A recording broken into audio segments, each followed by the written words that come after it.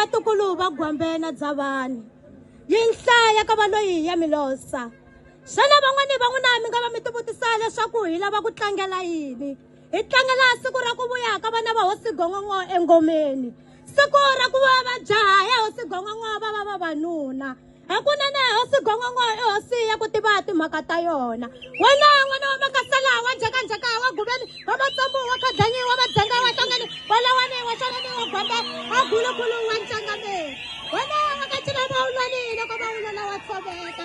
Wena Khinga mbhiri ya Tsava. Wena Murodzi. Wena wa Matana ya Muthiwa Xipamu. Wena Khinga. Tlakuka. Wena wa ku dyondzisa vatlanga ya basa ku tshama exitulwini. Van'wana va ku vula hosi ya Magaweni hikuva a wu tlanga dyondzo. Tlakuka Hosi Gongongo. Wena Mphamela Vani. Vana va wena namuntlha va tukulukela vona Juja Majenje. Hakunene hosi ya ku tiva timhaka ta yona, hosi ya ku ka yi nga pfumeli hi tiko ra yona ri tlela ri hlaya tinyeleti. Tlakuka Hosi Gongongo. Murodzi.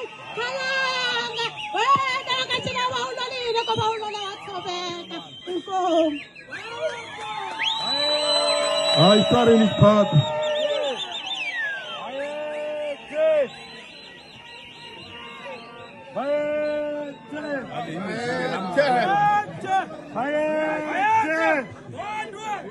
Kuna mistake like yale amga ingomeni izini. Vete! Hoje onde? Inko história em Espada chega